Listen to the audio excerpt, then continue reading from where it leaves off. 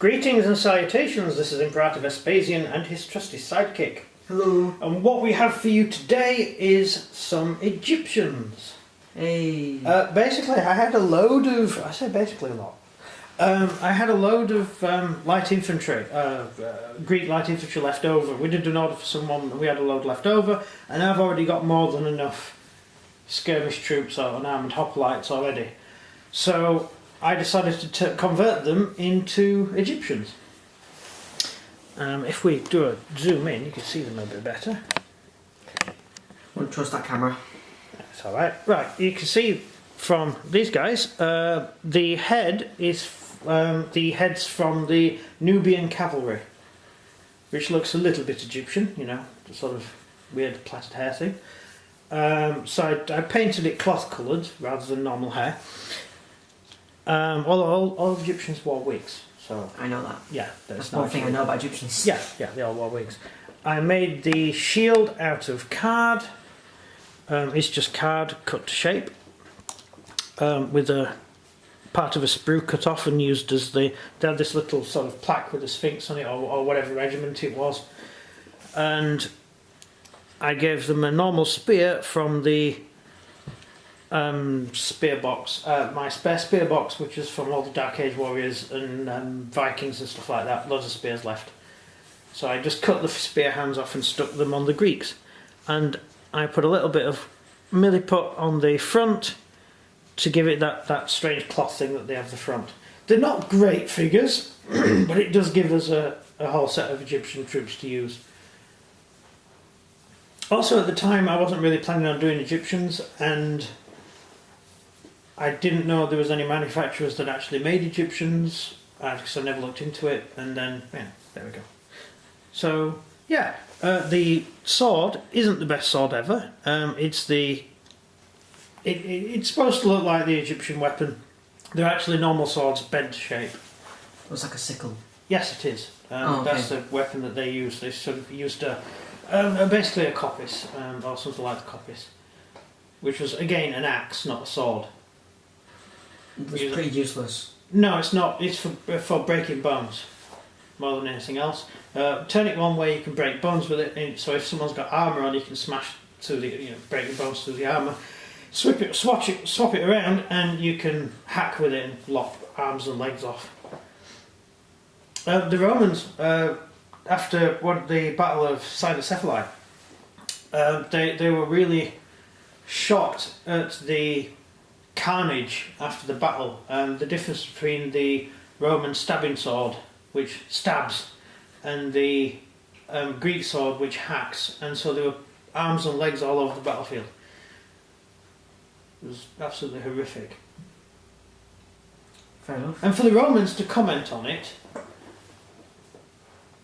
they probably did it. well, yeah, they did do it. It was a big battle. Yeah. Anyway, the Egyptians for this period, they've just been conquered by the Persians. The naughty Persians kind of annexed Egypt. It's a little bit complicated. I'm not going to go into the history of it. But basically, they sort of moved in and kind of took over. Not really a war. A few skirmishes. Later on, there was a full war against Egypt, where the Immortals painted cats on their shields. Their god. Yes, the Egyptian god. And so the Egyptians refused to fight. They wouldn't hit the shield. And they got massacred because they were really stupid. Oh, religious anyway. They were really religious. And so they died because of superstition. Oh, the cat guy. He defends the gate to Hell. hell. Yes, yeah. Yeah. Oh, their version of hell. You give your soul away, isn't it? Doesn't he judge your soul? You have a weighing scale. That's it. He stands next to a weighing scale, yeah. And he defends any evil from going through the gate. That's it. That's it.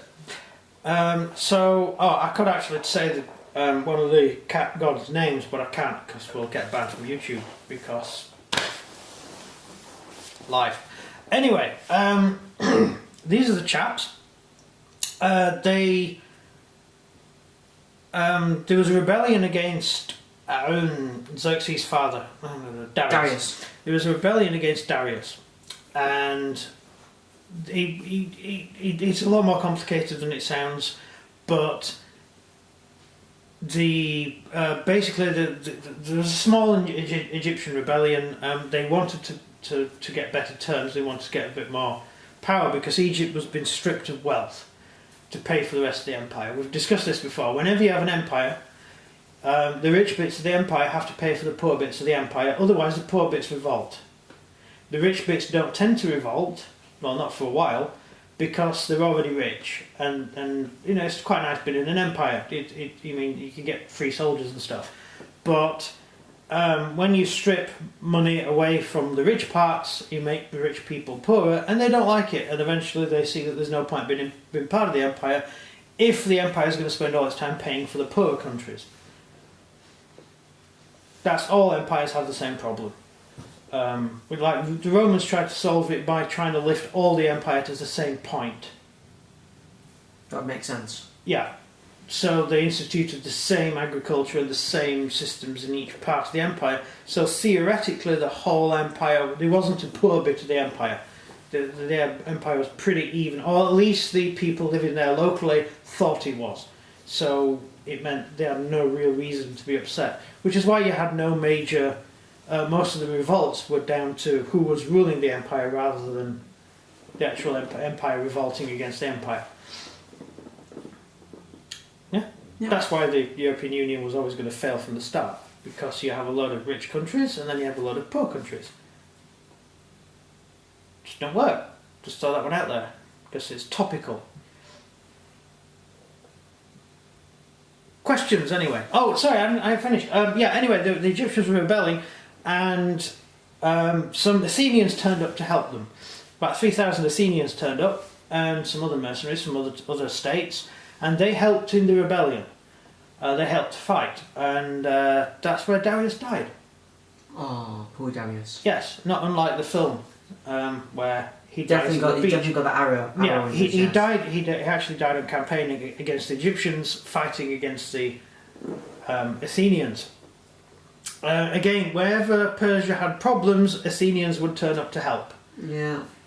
Because anything that annoyed the Persians, the Athenians would just be there, sort of anywhere.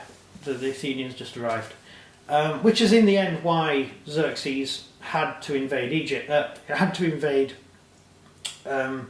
Greece, because he would always have this thorn in his side, and also he wanted to get his own back. It must be awful for a ruler to know that this tiny little country on the edge of the empire keeps kicking your backside, and making fun of you, and sending you boxes of good wishes. With nothing in it. With nothing in it, yeah. Xerxes' birthday, he got a box from the Greeks, and it was empty. And he said, "Why is the box empty?" And the Greeks said, "It's got our best wishes in it." That's nice, isn't it? It's very lovable. Yeah. That's because the Athenians never take anything seriously. So, questions about the Egyptians?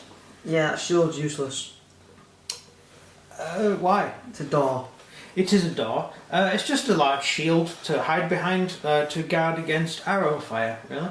The Egyptian army really fought on the back of chariots.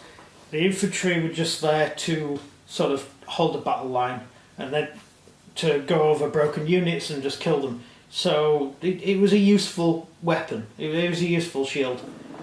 It's not really designed to form a shield wall, and when they fought the Greeks, it was useless.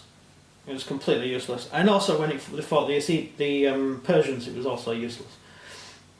But good against Persian arrows. Next question? Yeah, the armour's useless. Yeah, it's just cloth. Folded cloth. Yeah, it's fold upon fold upon fold of cotton, stitched together, and then you wear ribs of this cotton stuff. Some may have worn wood underneath it, and some may have worn leather underneath it, but generally it was just cotton. Yeah, it's pretty rubbish. It's good if you're fighting against people with stone weapons. Yeah, the world evolved from that bit. Yeah, but the Egyptians didn't evolve. They had a couple of thousand years of just doing nothing. They just had the same day over again and again and again and again forever.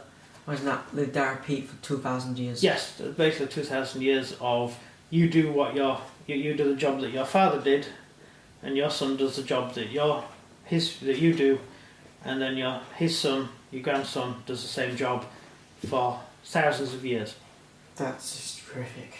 Not really, because if you think you're not getting killed, you're not having anyone raiding your town, because the Egyptian Empire at the time. You never evolve. No, you never evolve. You never invent anything, because you sit there. You've reached the apex. You haven't, have you? This is the apex. No, currently. but that's to like them, saying our time right now is the apex. Well, why do we have jet airplanes and things like that? Because of the war. Why didn't they have it, the jet engines? They need it. Just every invention has come about because you need it. Because it's suddenly needed. We could have had flight years ago if we'd needed it. I mean, the Wright brothers flew across the English Channel. But no government invest out. Britain actually invested in anti-aircraft guns from that point. Like a few days after. Yeah, someone got across the English Channel. Yeah, someone just flew across the English Channel. We will now build anti-aircraft guns. But no country decided to put money into aircraft because there was, it's just something that flies. What are you going to use it for? They had no idea of using it. Yeah. Oh, yeah, but even then, they were only used for observation at the beginning of World War One. The first air battles were fought with pilots firing rifles at each other and pistols. They hadn't thought of arming planes. Planes were just for observation. No one thought of it. And then within a couple of years, you had planes built entirely for speed and shooting, or for bombing. That's evolution, just really rapid evolution. Same with everything. So the Egyptians never really had any need to go forwards. They were just stuck. Next question? That's it. That's it. Okay. Well, that's the Egyptians for you. Over to you. So if you enjoyed this video, please like and subscribe and comment down below what you think of the Egyptians. That's everything from me. And everything from him. Goodbye. Bye bye.